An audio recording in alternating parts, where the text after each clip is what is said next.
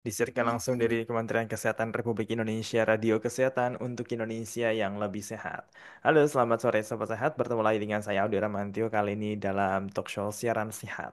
Sebelumnya saya ingin menyapa dulu untuk Sobat Sehat semuanya yang mendengarkan secara streaming di aplikasi Radio Kesehatan maupun di radiokesehatan.kemkes.go.id dan juga yang menyaksikan secara langsung lewat live Instagram Kementerian Kesehatan Kemenkes_RI. Baik, sobat sehat. Mungkin kita suka mikir ya, gigi lubang itu kan biasa, itu kan nanti juga sembuh sendiri. Ke dokter gigi sebentar, sembuh sendiri. Atau bahkan ada yang nggak ke dokter gigi sama sekali nih.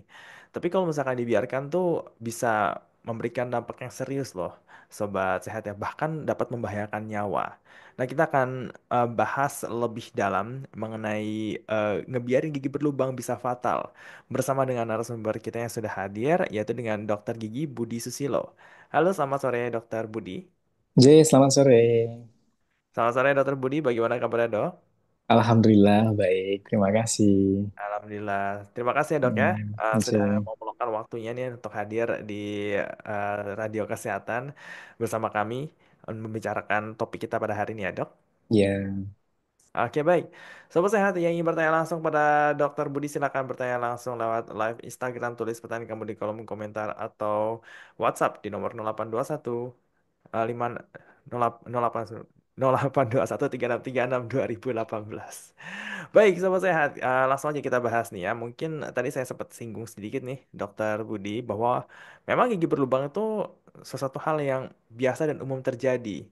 Nah, ya, tapi kadang kan nggak bisa dibiarin begitu aja dok ya. Sebenarnya kita perlu ya. tahu dulu nih, penyebab utama gigi berlubang tuh apa sih dok? Yang mungkin dari penyebab yang secara umum maupun mungkin ada penyebab-penyebab khusus kenapa gigi bisa berlubang.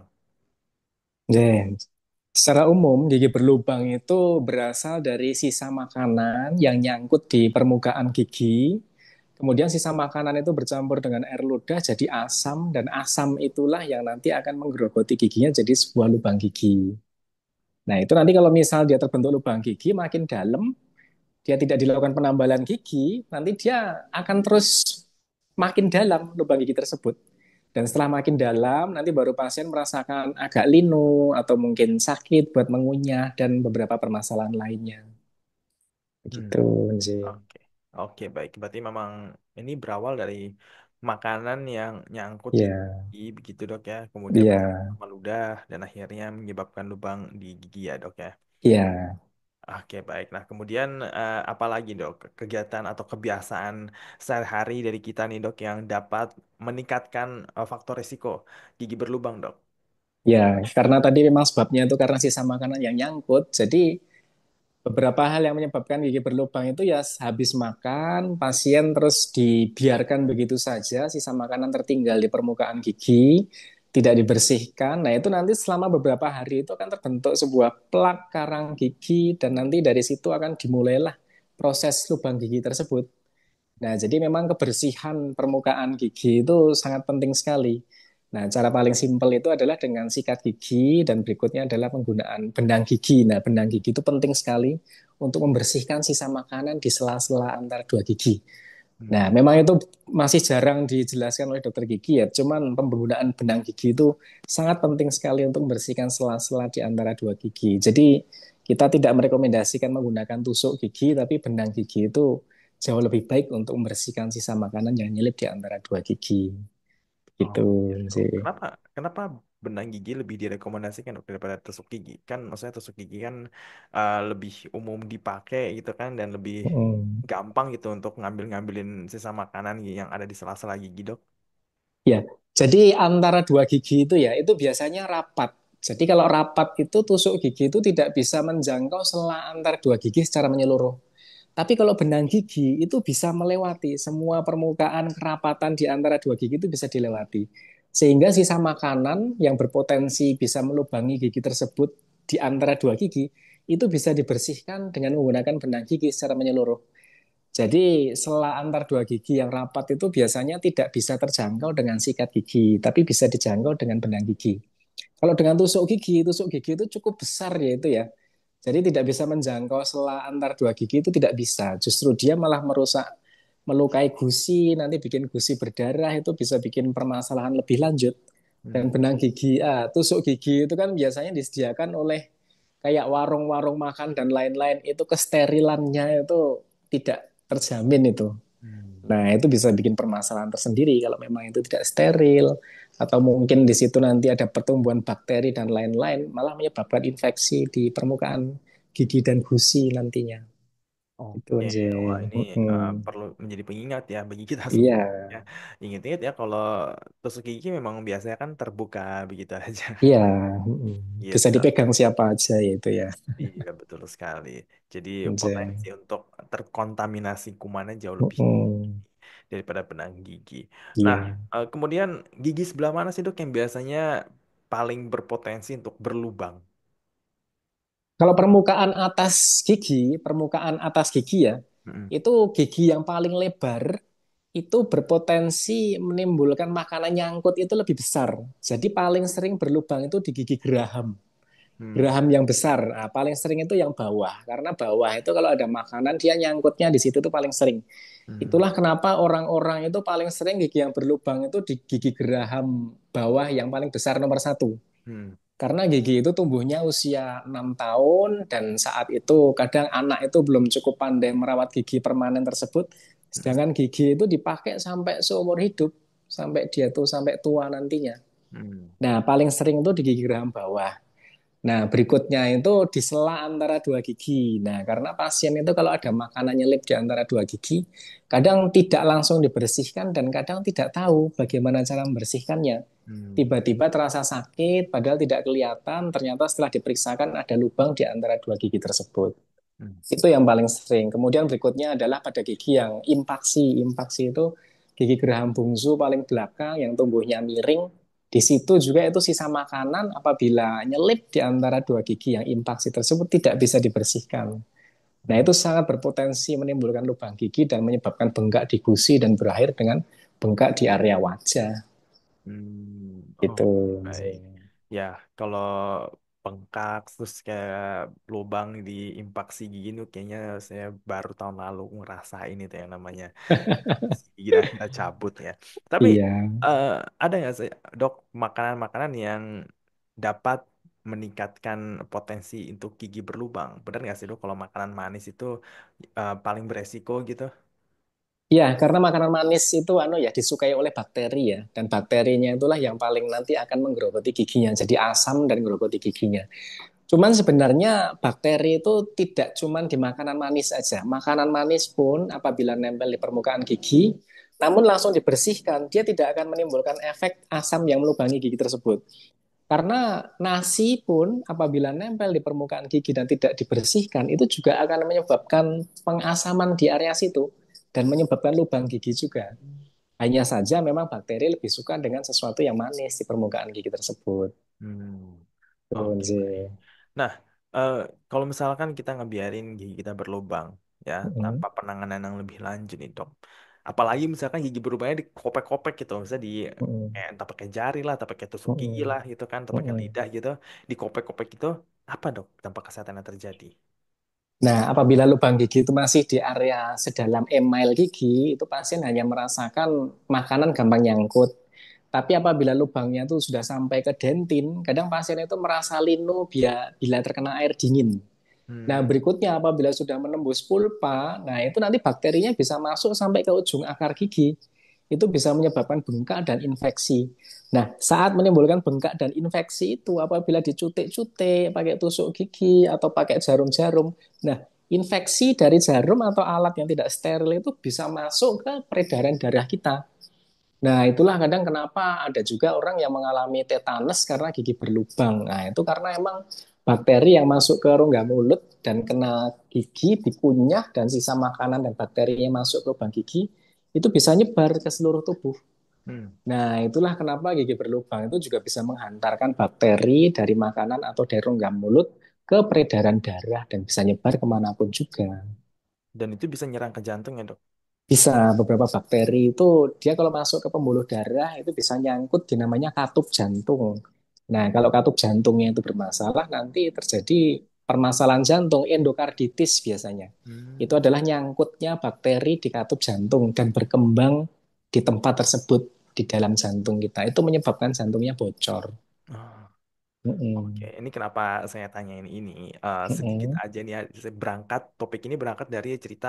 Jadi ada yang viral di TikTok gitu kan. Jadi seorang Ya. anak dia lagi nyiramin kuburan makam Mm-mm. bapaknya gitu kan ya. Nah ternyata pas ditelusurin lagi nih di TikToknya itu, di TikTok istrinya ini ternyata bapaknya ini masih muda, ya mungkin masih Mm-mm. umur 30-an. Dan rupanya Mm-mm. meninggal itu karena abses gigi. Jadi Iya. dia tuh berlobang, dikopek-kopek gitu kan, nggak Mm-mm. langsung berobat gitu. Nah, Mm-mm. akhirnya infeksi dan sampai nyerang jantung dan pas udah operasi gigi itu akhirnya terlambat nih, dok. Mm-mm. Nah, kita mungkin perlu tahu juga nih, kok proses penyebaran infeksi ini bisa terjadi itu bagaimana sampai akhirnya bisa menyebabkan seseorang tuh meninggal. Ya, itu kalau gigi berlubang yang paling sering menyebabkan meninggal itu adalah gigi berlubang menyebabkan pembengkakan atau pernanahan. Itu pernanahan itu diawali dengan bengkak di gusi dulu, kemudian dia berlanjut ke area pipi, dan bila tidak ditangani dengan cepat, itu kalau gigi bawah itu akan nyebar ke area leher. Nah, Hmm. kalau pembengkakan di area leher, dia tuh bengkaknya itu nggak cuma keluar leher, tapi bengkak juga ke dalam leher. Padahal di dalam leher itu ada jalur untuk makanan masuk, tapi ada juga jalur untuk pernafasan. Nah, apabila pembengkakan itu berisi nanah itu terus terjadi pecah, kalau pecah di luar nanahnya keluar ya, keluar leher sini ya. Tapi kalau dia tuh nanahnya tuh pecahnya di dalam, itu isi nanah itu akan langsung masuk ke paru-paru. Hmm. Nah, itulah pembengkakan karena gigi berlubang yang berisi nanah itu yang paling bahaya itu adalah pecahnya nanah akibat gigi berlubang, tapi pecahnya itu di dalam leher Oh. atau di dalam mulut bagian belakang di mana kita tidak bisa memisahkan di mana nanti cairan itu akan masuk ke lambung atau masuk ke paru. Nah, disitulah biasanya pasien akan meninggal memang kalau pecahnya Hmm. nanah itu masuk ke paru itu biasanya langsung menuai paru dan meninggal memang kondisi seperti itu. Makanya kalau pasien sudah mengalami pembengkakan akibat gigi berlubang itu biasanya kalau gigi bawah itu diawali dengan pasien rasa nyeri, berikutnya dilanjutkan dengan susah membuka mulut, berikutnya nanti kalau lebih parah lagi pasien akan sulit menelan, apabila berlanjut lagi nanti akan susah bernafas. Nah, kondisi itu kalau tidak ditangani ya berisiko sulit bernafas atau aspirasi. Jadi masuknya nanah ke dalam saluran pernafasan. Hmm. Seringnya itu yang menyebabkan meninggal pada pasien karena gigi berlubang. Iya, ini persis berarti sama yang diceritain sama di akun TikTok istri dari almarhum tersebut nih. Soalnya emang Iya, suaminya ini mengalami sesak nafas, susah makan, mm-mm. mulutnya susah Iya, ngebuka gitu kan. Dan akhirnya mm-mm. sampai harus ditangani dengan operasi. Tapi ya gitu, kalau udah terlambat kan susah juga kan ya untuk Iya, nyembuhinnya. Kalau apalagi nanahnya udah mm-mm. pecah sampai ke paru-paru gitu. Iya. Nah, kalau begitu dok, kapan sebenarnya waktu yang tepat bagi kita untuk segera ke dokter gigi? Kalau misalkan ada lubang apa, ada rasa ngilu-ngilu dikit itu, apakah udah harusnya ke sana gitu dok? Ya, kalau gigi berlubang itu sudah terasa linu, itu berarti sudah cukup dalam, sudah menimbulkan masalah.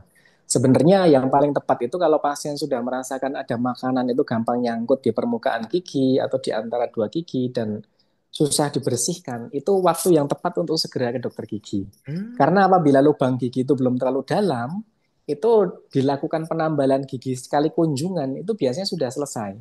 Dan Hmm. setelah ditambal dengan kondisi baik, dia lubangnya tidak akan makin dalam dan akan terhenti prosesnya di situ. Tapi apabila lubang gigi itu dibiarkan saja, dia nanti akan makin dalam. Nah, dari situlah nanti akan terus menimbulkan potensi-potensi permasalahan berikutnya. Oke. Iya. Ya kalau Mm-mm. terlambat ke dokter gigi juga, misalkan udah ditambal nih dok, tapi Mm-mm. masih bisa ngerasain sakit, berarti lubang itu apa, kalau lubang gigi itu membesar apa gimana dok? Nah, terkadang ada kalanya apabila pasien itu lubang giginya sudah dalam, itu ditambal pun kadang proses infeksi itu kadang masih bisa berlanjut. Nah, memang alangkah baiknya setelah ditambal apabila masih merasakan nyeri, sebaiknya kontrol ke dokter gigi memang. Karena gigi berlubang itu kalau misal dengan penambalan biasa itu tidak bisa, itu berlanjut ke namanya perawatan syaraf gigi. Ya, kalau perawatan syaraf gigi ini biasanya beberapa kali kunjungan ya, 2 sampai 3 kali kunjungan, walaupun kadang ada juga yang sekali kunjungan. Cuman kalau misal dengan perawatan syaraf gigi ini pasien nggak bisa atau nggak mampu, mungkin bisa disarankan dengan pencabutan gigi. Karena kalau misal dibiarkan lubang gigi yang sudah mencapai pulpa itu Nanti dia tuh bisa jadi sebuah saluran yang menghubungkan antara rongga mulut dengan peredaran darah lewat rahang dan nanti bisa nyebar kemana saja. Hmm. Nah, itulah kalau lubangnya sudah sampai ke syaraf gigi itu sudah bisa sampai jadi abses dan lain-lain itu biasanya karena lubang yang sudah sampai ke syaraf gigi. Kalau baru sampai ke email atau dentin, itu kadang baru linu-linu saja. Nah, tapi kalau udah sampai ke syaraf gigi itu bisa bikin bengkak di gusi, bengkak di pipi, bengkak di leher. Atau minimal dia tuh buat ngunyah itu sakit. Biasanya yang dirasakan pasien. Anjir. Oke, oke, baik. Nah, kalau begitu, ini langkah pencegahannya bagaimana, Dok? Perawatan apa aja yang biasanya dilakukan untuk menangani gigi berlubang, terutama yang udah parah nih, Dok? Kalau gigi berlubang sudah parah itu biasanya nanti dokter akan menganalisa ya kira-kira itu masih bisa dengan penambalan sekali kunjungan atau tidak. Biasanya dengan cara dibur dulu, dibersihkan, nanti kotorannya sudah bersih, nanti dilihat jaringan sehatnya itu masih seberapa. Nanti baru nanti ditentukan pilihannya, apakah dengan penambalan biasa sekali kunjungan, apakah dengan perawatan syaraf gigi, atau apabila memang sudah parah, biasanya disarankan untuk dicabut dan digantikan gigi tiruan. Nah, Hmm. gigi tiruan itu ada yang lepas pasang, ada yang implan. Nah, itu nanti tergantung dengan kondisi pasien, kemampuan maupun nanti kasus setiap pasien yang berbeda-beda.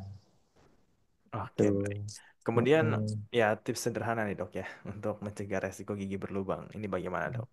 Nah, risiko mencegah gigi berlubang itu adalah gigi dari pertama tumbuh itu harus sudah mulai dirawat, baik itu pada gigi bayi maupun pada gigi dewasa.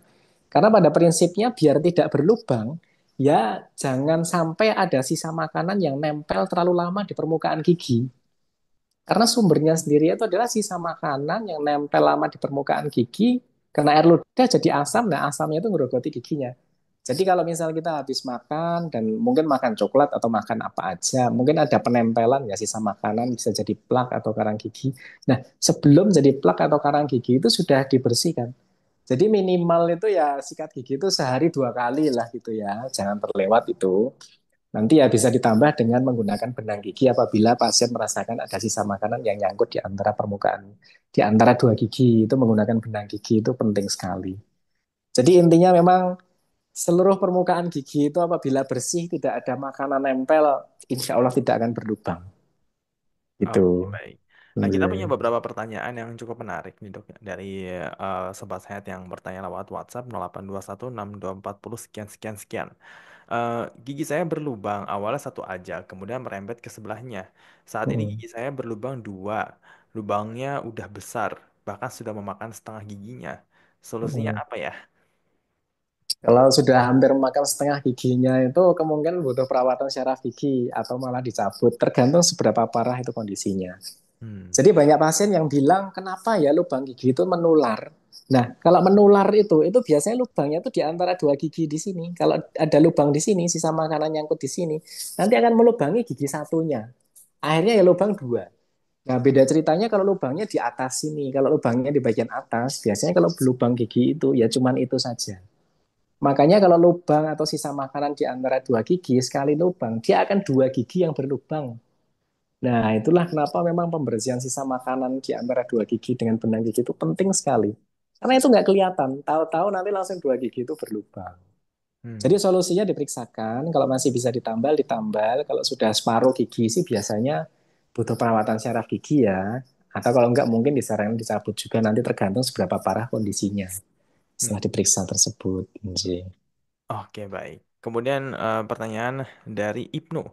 Eh, apakah jika kita menggosok gigi terlalu keras dapat merusak email gigi? Dan kalau kita makan makanan yang asam, apakah berpengaruh pada ketahanan gigi?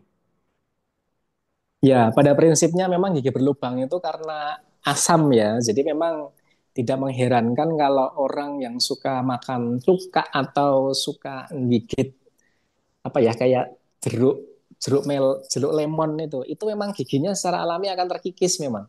Hmm. Nah, itu hampir sama aja kayak air aki yang netes di besi itu ya dia mesti akan terbentuk suatu korosi yang kurang lebih seperti itu gigi itu. Hmm. Sih. Oke, baik. Kemudian ada pertanyaan dari Rindy Cynthia 13. Dok, gigi anak saya 11 tahun berlubang geraham bawah sebelah kanan. Kalau dicabut, apakah bisa tumbuh lagi? Umurnya berapa tahun tadi? 11. 11 tahun itu kalau gigi geraham itu sudah ada satu atau dua gigi geraham yang permanen. Kalau yang berlubang itu gigi susu, itu masih akan ada penggantinya. Tapi kalau yang berlubang itu gigi permanen, itu tidak akan ada penggantinya.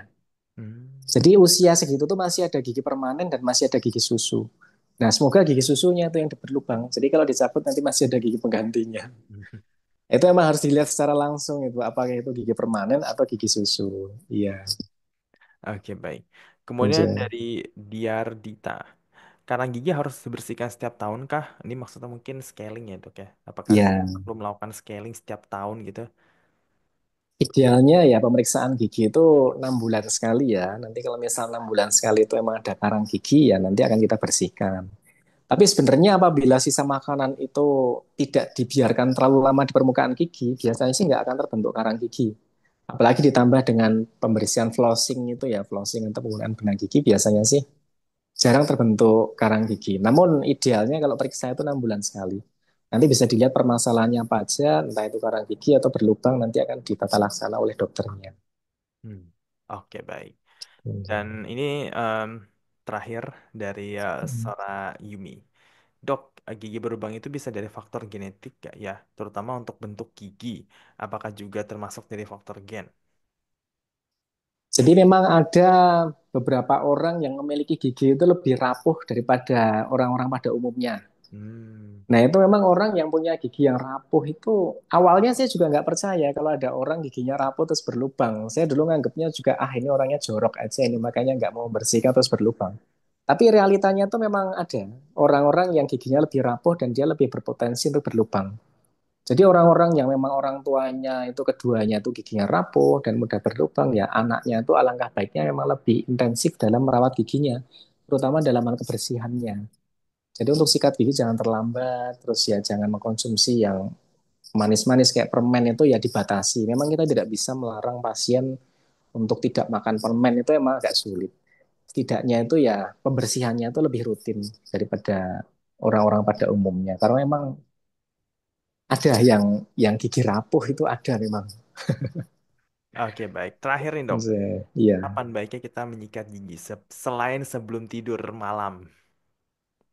Ya, yang paling penting itu emang sebelum tidur itu karena saat kita tidur itu kita itu mulut kita itu akan pasif. Mulut kita selama tidur itu kita akan diam. Artinya tidak ada aliran air ludah. Kalau ada aliran air ludah itu akan ada pembersihan secara alami ya. Nah, makanya memang yang paling penting itu sebelum tidur karena saat tidur itu biasanya lubang gigi itu proses terjadi lubang gigi itu saat tidur. Itu makanya kenapa paling penting itu sebelum tidur.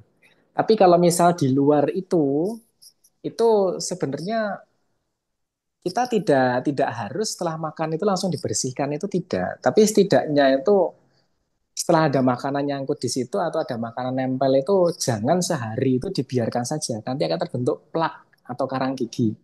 Nah, kalau terbentuk plak itu nanti agak sulit pembersihannya. Kadang dia nanti akan membatu di permukaan gigi. Hmm. Nah, kalau membatu di permukaan gigi itu dengan sikat gigi itu tidak bisa lepas, harus menggunakan pembersihan karang gigi atau scaling. Nah, makanya selain selain sebelum tidur itu idealnya itu 12 jam sebelumnya itu. Jadi mungkin kalau memang dia tidurnya itu jam 9 malam ya mungkin 9 pagi. Jadi setidaknya itu sehari 2 kali itu terlaksana lah seperti itu. Oke, baik. Baik, Mm-mm. sahabat sehat, kita sudah memasuki penghujung dari talk show siaran sehat kita pada sore hari ini. Dan sebelum kita tutup talk show kita, boleh Dokter Budi untuk memberikan pesan-pesan sehat kepada sobat sehat semuanya. Silahkan, Dok. Oke, baik, terima kasih.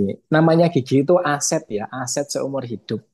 Jadi banyak orang yang tidak terlalu memperhatikan masalah kesehatan gigi. Namun namanya aset gigi itu sangat penting sekali bagi kita untuk menjalani kehidupan dan menjalani kualitas kehidupan itu yang luar biasa. Karena nikmatnya makanan itu tidak akan sempurna kita rasakan bila kita tidak bisa mengunyah dengan baik. Jadi makanan itu harus kita gerus dengan gigi dan makanan itu nanti akan jadi lembut, jadi kecil-kecil dan baru nikmatnya itu nanti bisa dirasakan. Hmm. Itulah kenapa orang yang mengunyah makanan dengan baik itu nanti kelenjar ludahnya juga akan keluar. Itu nikmatnya makanan itu lebih terasa bila giginya itu baik. Kalau pasien itu giginya ompong, apa-apa cuma tinggal ditelan, itu rasanya itu tidak akan senikmat kalau kita tuh ada proses menggerus makanan, air ludah dan apa yang ada dalam mulut itu bisa keluar, itu rasa manisnya itu akan muncul, nikmatnya itu akan muncul. Mhm. Itulah kenapa kita makan sate itu kalau giginya sehat itu nikmat sekali. Iya. Bahkan makan nasi pun itu kalau digerus dengan baik, tercampur dengan air ludah, nasi itu bisa jadi manis bahkan. Hmm. Tapi kalau kita cuma ditelan doang tanpa dikunyah itu rasanya akan beda. Nah, itulah makanya bisa dibuktikan, bisa dirasakan itu. Makanan apapun, nasi ditelan aja sama dikunyah, itu rasanya akan masuk ke syaraf-syaraf lidah ini berbeda. Nah, itulah kenapa nggak ada gunanya kita jadi tua, duit banyak, sukses, tapi nggak bisa makan enak. Itu percuma. Wah, ini pesan terakhirnya Iya, cukup nohok ya. Memang iya, padahal perihal cuma merawat gigi, sikat gigi, bersihin mm-mm. gigi habis makan pakai floss gitu. Iya, Sebenarnya kan sederhana ya, iya, nggak butuh biaya banyak ataupun waktu yang lama gitu kan. Tapi mm-mm. kalau kita Iya, abai, ya itu tadi gitu kan, kita gigi itu bisa berlubang ya kan, mm-mm. apa aja nggak enak. Iya, Nanti sampai tua bahalahan udah nggak punya gigi lagi, lebih cepet gitu kan. iya, iya, Ya nggak bisa menikmati apapun yang kita mau. Kemudian bahkan mm-mm. bisa beresiko sampai meninggal dunia seperti yang viral di Iya, video itu. iya, Gitu. iya, Oke, sahabat sehat. Demikian talk show sehat sehat kita pada sore hari ini. Semoga informasi yang kami berikan dapat bermanfaat untuk sobat sehat semuanya. Sekali lagi saya mengucapkan terima kasih kepada Dokter Budi yang sudah hadir di iya, siaran sehat kita pada sore hari ini. Semoga sehat selalu Dokter Budi dan selamat menjalankan iya. aktivitas Terima sehari-hari. kasih. Iya, Oke, baik, sobat sehat. Kita ketemu lagi di program talk show radio kesehatan lainnya. Saya Dara Mantio pamit undur diri dan saya ucapkan salam sehat.